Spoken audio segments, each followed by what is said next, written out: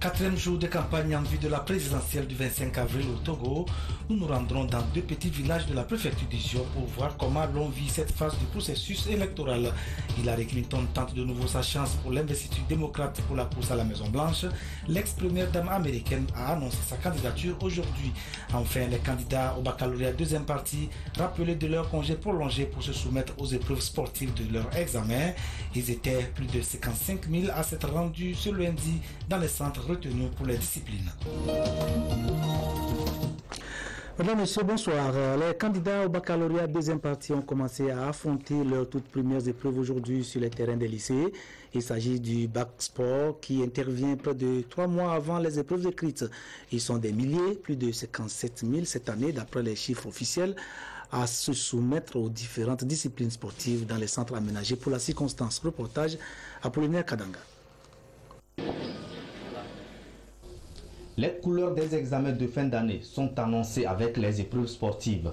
Cette année, ce sont les candidats au bac 2 qui ouvrent le bal de ces examens.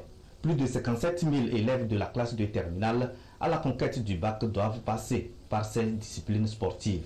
Et ce matin, sur l'ensemble du territoire national, toutes les mesures sont prises pour le bon déroulement de ces épreuves. Les listes ont été envoyées partout dans les centres et le travail a commencé. Il y a aussi d'autres mesures, la sécurité autour de nos centres. Et donc l'examen se passe assez bien, il n'y a pas de problème. Pour le moment, on ne nous a pas signalé un problème majeur. Le sport au bac est une épreuve obligatoire pour tous les candidats, sauf les candidats dispensés. Sur 6 disciplines, à savoir le grimpé, le poids, le saut en hauteur, le saut en longueur, la vitesse et la résistance, le candidat a le choix de 3 selon ses capacités physiques.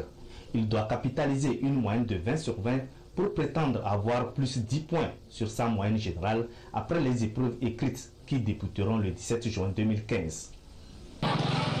C'est bon.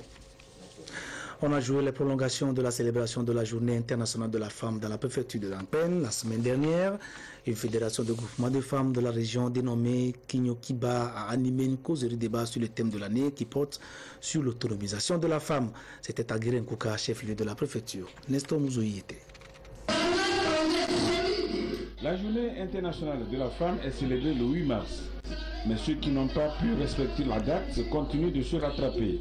C'est le cas de Kinyokiba, une fédération des groupements des femmes de Dankpen, dont cette manifestation constitue la célébration de cette journée à Guérenkouka. Dans l'organisation de la manifestation, la fédération a été appuyée par le ministère de l'Action sociale, de la promotion de la femme et de l'alphabétisation.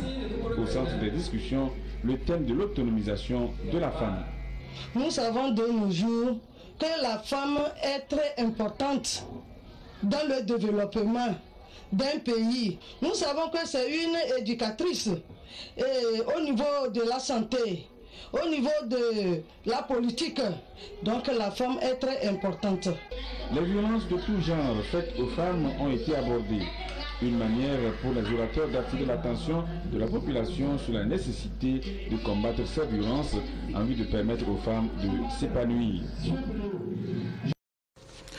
Pour l'association Initiative pour le développement du leadership professionnel des femmes, l'autonomisation de la femme passe par son éducation et sa formation. Ainsi, tout en œuvrant pour l'émergence d'une élite féminine togolaise, cette association accompagne les jeunes filles qui le souhaitent dans leur apprentissage de métier. La semaine dernière, elle a organisé une session de formation au profit des couturières en fin de formation à Lomé. Le but était de permettre à ces dernières de cerner les difficultés liées à leur métier afin de pouvoir les surmonter le cas échéant. Reportage Christine Petcheki à Loudé. Le métier de couture, une activité à laquelle s'adonnent surtout les femmes. Une fois formées, elles peinent à prospérer et les raisons évoquées sont entre autres le problème de recyclage pour certaines et pour d'autres le manque de moyens pour s'installer. Pour les aider à briser les freins au développement de leur carrière, l'association Initiative pour le développement du leadership professionnel des femmes, IDLPF, leur a offert un cadre de formation qui leur a permis de découvrir les différentes facettes du métier. Quand tu reçois un client et tu veux lui travailler, tu dois bien faire le travail, soigner le travail. Il va falloir avoir une formation adéquate, une bonne formation pour pouvoir satisfaire la clientèle. Pour évoluer, on n'a pas besoin d'assez de matériel. Tu peux commencer un tout petit peu avec une petite machine, un petit atelier. Nous nous sommes dit, comme pour les étudiantes, pour cette catégorie qui contribue beaucoup au développement économique du pays, nous pouvons les aider à avoir les mêmes outils que nous utilisons, nous, femmes, dans les entreprises, parce que c'est des micro-entreprises, c'est des auto-entrepreneurs et ils ont besoin d'être renforcés. La couture n'est pas simplement un gagne-pain. Au-delà du renforcement des capacités, les dispositifs de développement inclusif au niveau national leur ont été présentés. Après l'apprentissage, le problème financier se pose à ces femmes pour mettre en place leur idée d'entreprise. Et aujourd'hui, avec le lancement du produit Agicef, ces femmes-là trouvent une réponse naturelle à leurs préoccupations de financement de leur activité. Cet appui de l'IDLPF aux couturières, selon la ministre en charge de la promotion de la femme, cadre bien avec les priorités du gouvernement. 3 raisons qui m'amènent à dire un grand merci à l'association qui a organisé cette formation, alignement avec la Journée internationale de la femme, alignement avec l'objectif du gouvernement de renforcer l'autonomisation économique de la femme et alignement avec cet impératif de solidarité entre les femmes de tous les domaines et tous les niveaux. Les participantes sont des jeunes filles et femmes ayant obtenu leur diplôme de fin de formation depuis au moins 1 an.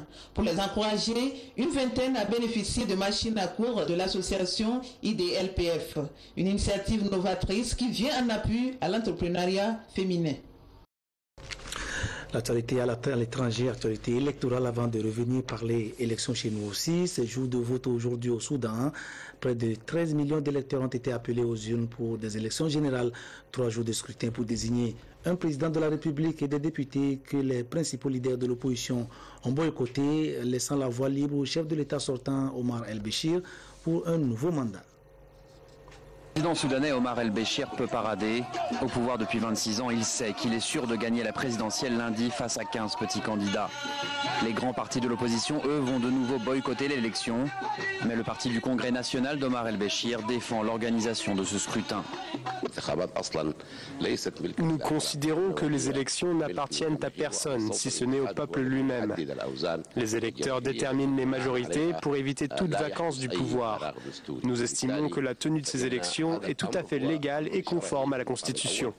Parmi ceux qui boycottent l'élection, le célèbre islamiste Hassan al-Tourabi, l'ancien mentor d'Omar el-Béchir. Les dirigeants de son parti, le Congrès populaire, expliquent pourquoi il ne présente pas de candidat. Il y a toujours un conflit actuellement au Darfour. Il y a aussi une absence de liberté dans le pays. Il faut un dialogue politique et un État démocratique. Omar el-Béchir se bat davantage pour garder le pouvoir que pour résoudre les problèmes du pays. Le prochain président devra faire face aux groupes rebelles au Darfour, mais aussi dans les États du Nil bleu et du Kordofan sud. Il devra également relever l'économie, le pays ayant perdu 3/4 de ses ressources pétrolières depuis la sécession du Sud il y a 4 ans. Il y aura encore une femme cette année, ou plutôt dans les mois à venir, dans la course à l'investiture démocrate pour la Maison-Blanche aux États-Unis. Et c'est la même Hillary Clinton qui vient en effet de confirmer ce que les rumeurs annonçaient avec insistance depuis plusieurs semaines. Elle sera candidate aux primaires du Parti démocrate.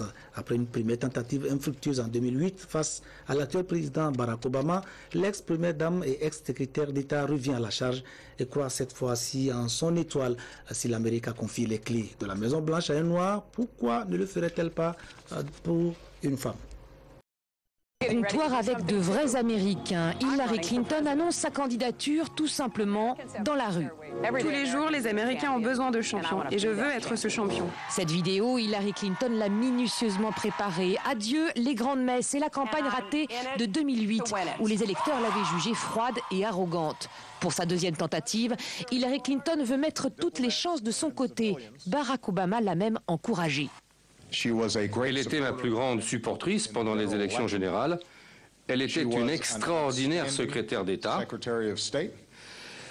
Elle est mon amie et je pense qu'elle serait une excellente présidente. Mais ses adversaires ne vont pas la lâcher. En témoigne cette vidéo aussitôt diffusée par ses adversaires républicains. Hillary Clinton représente le pire de la machine washingtonienne. L'ancienne First Lady se lance à la conquête de la Maison-Blanche et dans les rues de Washington, on applaudit. On a besoin d'une femme au pouvoir. C'est une femme pragmatique avec un vrai leadership. À ce stade, Hillary Clinton domine largement son camp. Aucun rival sérieux à l'horizon. Mais la partie s'annonce plus difficile avec ses adversaires républicains. Il reste 20 mois de campagne d'ici l'élection présidentielle. 20 mois où tout peut arriver. Oui, une consoeur de France 2 depuis les États-Unis.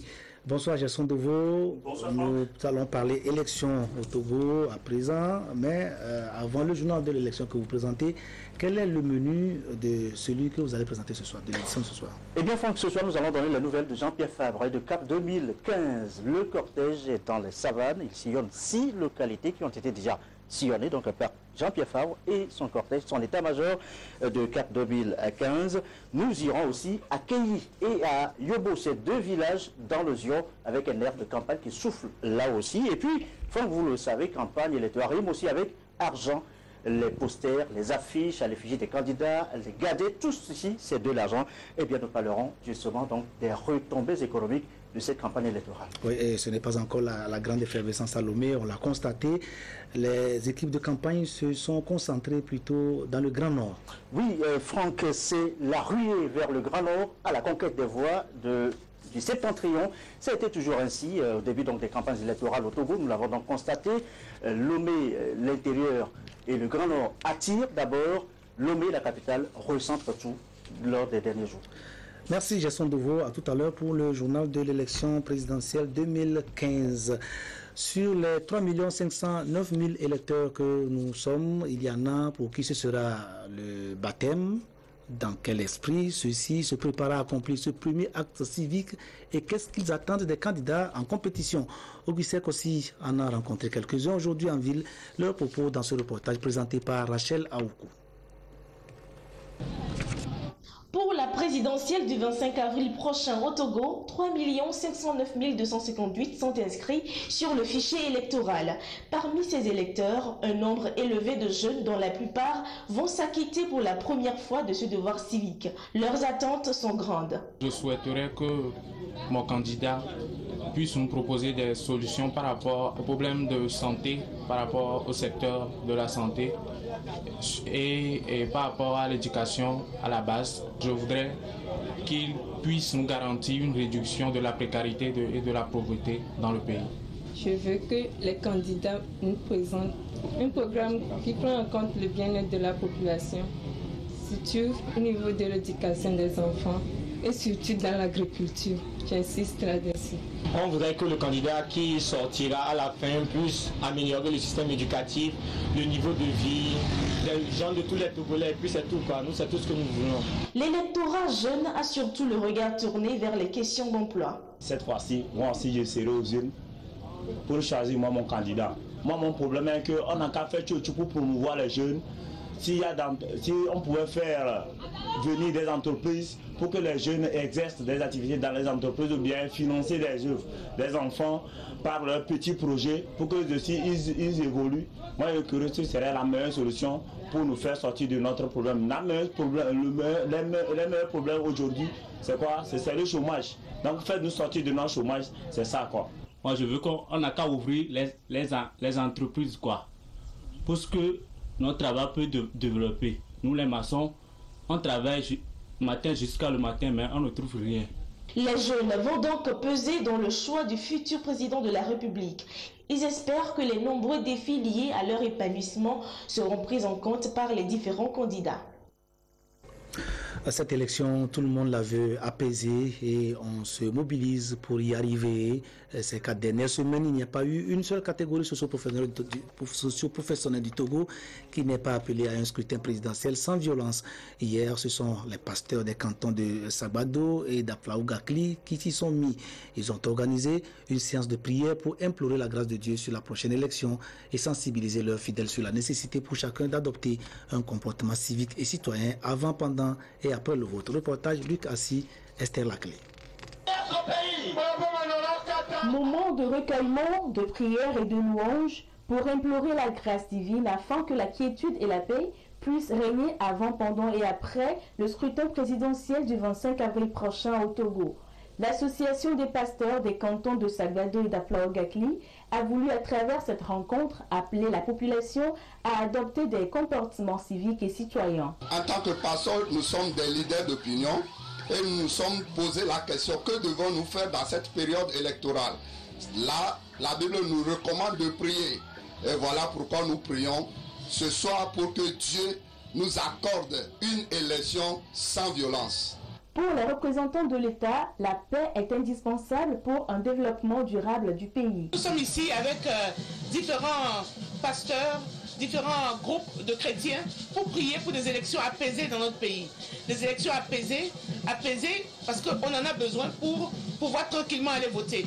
Cette séance de prière pour une élection apaisée a été placée sous le thème « Prophétise, homme de Dieu ». 4 jours après le démarrage de la campagne pour la présidentielle du 25 avril, donc, ce n'est pas encore la grande effervescence à Lomé, comme on le disait tout à l'heure. Juste quelques meetings et caravanes ici et là, organisés en grande partie par les militants d'une sensibilité politique. Il paraît que pour cette première semaine de campagne, les candidats et leurs équipes ont plutôt investi les villes et villages de l'intérieur du pays. Et même là aussi, ce ne sont apparemment pas toutes les localités qui sont visitées.